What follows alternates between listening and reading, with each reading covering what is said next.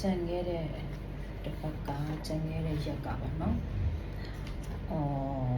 ပါလဲဆိုတော့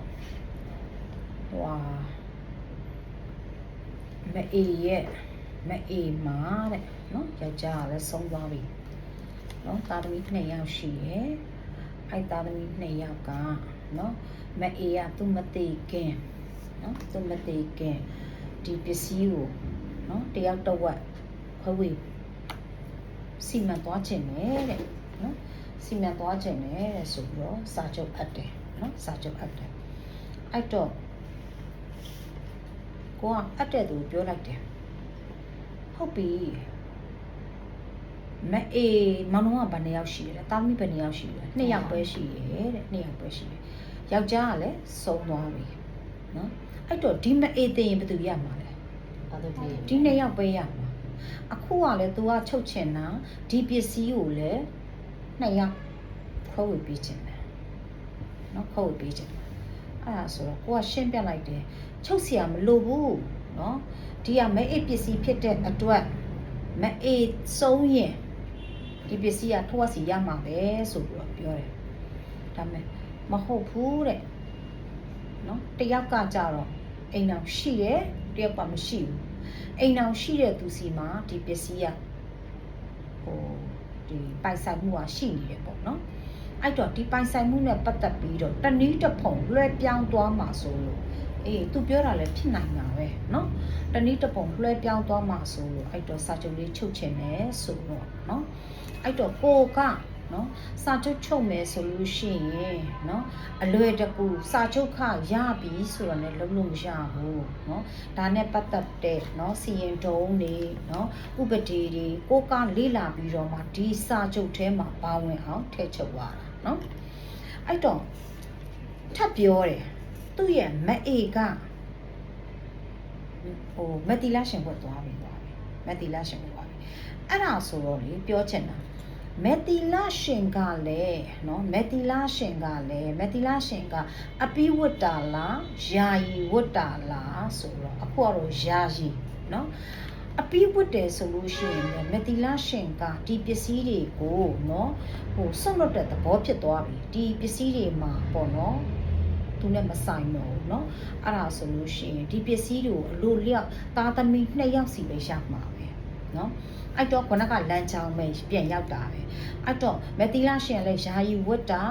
အဲ့တော့ဒီဟာနဲ့ပတ်သက်ပြီးတော့သူတည်သွားရင်တူးတယောက်ထဲကနေပြီးတော့เนาะဒီဟာခရံညီပေါက်တွေပါတွေလုတ်သွားနိုင်တယ်ဒါမှမဟုတ်ပါမစ်ဆိုလို့ရှင်လည်းအစစ်စစ်ရောင်းချပြီးတော့လွှဲပြောင်းရောင်းချသွားနိုင်တာဖြစ်တဲ့အတွက်သူမတည်ခင်စီမံခြင်းနဲ့ဆိုပြီးတော့ကိုလာအပ်တာเนาะအဲ့တော့ကိုကဒီမတီလာရှင်အနေနဲ့ပတ်သက်ပြီးတော့ဒီရဟန်းပေါဝတ်တာတွေနဲ့ပတ်သက်ပြီးတော့เนาะဒါကိုစီရင်တုံးကိုတစ်ခုတွေ့ရတယ်เนาะအဲ့ဒီအမှုကကြတော့เนาะလိုက်မှတ်ထားမယ်เนาะဦးမြရွှေခေါ်အပါလေးဦးမြရွှေခေါ်အပါလေးနဲ့ဦးတာထွန်းခေါ်ဦးတန်ချမ်းဦးမြရွှေခေါ်အပါလေးနဲ့ဦးတာထွန်းခေါ်ဦးတန်ချမ်း1992မတ်တာစာ115မှာလမ်းညွှန်ထုတ်ပြထားတယ်တရလိုကနေပြီးတော့เนาะသူ့ရဲ့မိဘပိုင်ပစ္စည်းပေါ့နော်ဒီဟာကိုထောက်ဝက်ပေးပါဆိုပြီးတော့သူကအမွေပုံစီမံခန့်ခွဲပေးစီလို့စွဲတယ်ပေါ့နော်သူကသူ့ရဲ့အဆိုလွာမှာဆိုလို့ရှိရင်သူ့ရဲ့မိဘတွေကဥဖို့ထွန်းဒေါ်လာရင်လို့ဖြစ်တယ်မအေးကလည်းကွယ်လွန်သွားပြီနော်အဲ့ဒီမှာဥစားပေါ့နော်သူတို့ရဲ့ဒီမိဘပိုင်မြေနေရာကြီးอ่ะမီးလောင်သွားတယ်မီးလောင်သွားတော့သူကနေပြီးတော့ဒီအိမ်ကိုတရလိုကသူ့ရဲ့ငွေနဲ့အစာအုပ်ထပ်ဆောက်လိုက်တယ်ပြီးတော့ဖအေးသေးသွားတယ်ပေါ့အဲ့ဒါကြောင့်မို့ဒီပစ္စည်းပေါ်မှာသူထောက်ဝက်ရချင်တယ်ဆိုပြီးတောင်းတယ်တောင်းတော့ခဏကလို့တရပြန်ကဘာပြောလဲဆိုတော့တရပြန်ကဒါဟုတ်တယ်သူတို့2ယောက်ကတော့ညီကိုရင်တရလိုတရပြန်ကညီကိုရင်ဒါပေမဲ့နော်ခဏကသူ့ကကြတော့သူကနောက်အိမ်အောင်ထပ်ပြူတယ်နော်နောက်အိမ်အောင်ထပ်ပြူတယ်ဒီအိမ်မှာသူမနေတော့ဘူးပထမဇနီးနဲ့သားသမီးတွေကိုဒီအိမ်မှာထားခဲ့တယ်နောက်အိမ်အောင်နဲ့ तू ကသွားပေါင်းနေတာเนาะအဲ့ဒီအချိန်မှာဒီအိမ်ကမီးလောင်တယ်မီးလောင်တော့လေတရပြန်ရနေပြီးတော့သူ့ရဲ့ငွေနဲ့အဆောက်အဦဆောက်လိုက်တယ်เนาะ စာအုပ်ဆောက်လိုက်တယ်အဲ့တော့ဒီပစ္စည်းကအမွေပစ္စည်းမဟုတ်တော့ဘူးဆိုပြီးတော့နောက်တစ်ခုကကျတော့ဖအေကလည်းတာသနာပေါင်ဝင်သွားပြီအဲ့တော့အမွေပစ္စည်းမဟုတ်တော့ဘူးဆိုပြီးတော့ပြန်ခြေပါတယ်နော်အမွေပစ္စည်းမဟုတ်တော့ဘူးဆိုခြေပါတယ်အဲ့တော့တရားရုံးတွေကနော်အမွေပစ္စည်းဟုတ်မဟုတ်တွေလဲဆုံးဖြတ်ရတယ်နော်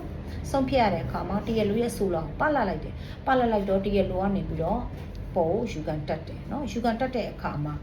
ဟုတ်ပြီတရားလူကနော်ဒီအိမ်မီနီယာမီးလောင်သွားတယ်မီးလောင်သွားတာကိုသူ့ငွေနဲ့စောက်တယ်ဆိုတာသူနှုတ်ပြောပဲရှိရတက်တည်ထင်ရှားပြသနိုင်တာမရှိဘူးနော်အဲ့တော့တရားပြန်ရလဲဟိုဒီအိမ်မှာမီးလောင်တော့သူ့ငွေနဲ့စောက်တယ်ဆိုတာကိုနော်အထောက်ထားတွေတင်ပြနိုင်တဲ့အတွက်မူလရုံးကအတီးပြုတ်လိုက်တယ်မူလရုံးကအတီးပြုတ်လိုက်တယ်ဘယ်လိုတီးပြုတ်လဲဆိုတော့ဒီအိမ်စောက်တာကတရပြိုင်ငွေနဲ့စောက်တာဆိုတာနော်အတီးပြုတ်ထားတဲ့အတွက်နော်ဒီယူကန်ရုံးကလည်းမူလရုံးအတီးပြုတ်တာကလည်းမမှားပါဘူးတဲ့ဒါတရပြိုင်ငွေနဲ့စောက်တယ်ဆိုတာထင်ရှားနေတယ်ဒါပေမဲ့မူလရုံးကကြတော့နော်ဖခင်ရဟန်းဝတ်သွားလို့နော်ဖခင်ပစ္စည်းမရှိတော့ဘူးနော်အဲ့ဒါဆိုပြီးတော့အမွေပစ္စည်းမရှိတော့ဘူးဆိုတဲ့နော်ဆုံးဖြတ်ချက်ဟာကြတော့မှားယွင်းနေတဲ့နော်ဖခင်ကရဟန်းဝတ်သွားတာဟာသူ့ပိုင်ပစ္စည်းကိုစွန့်လွတ်လိုက်တာလို့တော့ယူဆလို့ရတယ်ဒါပေမဲ့ရဟန်းဝိယုံနဲ့ဖခင်ကြံတဲ့ပစ္စည်းတွေကိုသားသမီးတွေကအမွေဆက်ခံခွင့်မပြုရဘူးလို့ဥပဒေမှာပြဋ္ဌာန်းထားတာမရှိဘူးเนาะအဲ့ဒါကြောင့်မို့ဖခင်ကယဟန်ဝတ်ပင်မဲ့နော်သားသမီးတွေဟာအမွေဆိုင်တွေဖြစ်တဲ့အတွက်အမွေပစ္စည်းကိုအညီမျှရားတိုက်ခွင့်ရှိတယ်ဆိုပြီးတော့1990မာတာစာ115မှာလမ်းညွှန်ထုံးပြထားတယ်အဲ့တော့ကိုတိရမာကနော်ဟိုဗာလဲခုနကဟိုပြောသလိုပေါ့သားသမီးရဲ့လည်း2ယောက်ပဲရှိတယ်မိဘကလည်းနော်ဟိုကမိဘသိရင်ဒီ2ယောက်ကတော့ရမှာမှန်တယ်เนาะဒီ2ယောက်ကတော့ရမှာမှန်တယ်အဲ့တော့မိခင်ကเนาะသူမသိခင်เนาะဟိုနောက်တစ်ခုကကျတော့ဟိုရန်ကျတော့လေသူကအပီးပိုင်ဝတ်တာမဟုတ်ဘူးယာယီဝတ်တဲ့ဖြစ်တဲ့အတွက်ဟိုစပါเนาะဒီဟာနဲ့ပတ်သက်ပြီးတော့နှစ်ဦးစလုံးက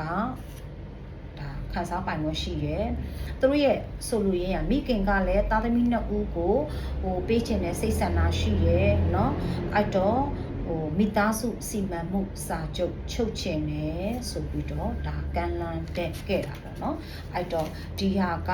ဟိုချုပ်เสียလိုသလားဆိုတော့ချုပ်เสียတော့မလိုဘူးဒါပေမဲ့မချုပ်ခဲ့ရင်နောက်တစ်ချိန်မှเนาะဟိုဘယ်လိုခေါ်မလဲမိဘသေးဆုံးပြီးတဲ့နောက်မှာတယောက်ယောက်ကနေလွှဲပြောင်းရောင်းချလိုက်တာလို့ဖြစ်မှာဆိုလို့ဒါခိုင်မာမှုအနေနဲ့เนาะမိသားစုစီမံမှုစာချုပ်လေးချုပ်ချင်တယ်ဆိုပြီးတော့ဒါလာအပ်လိုက်တာပါเนาะ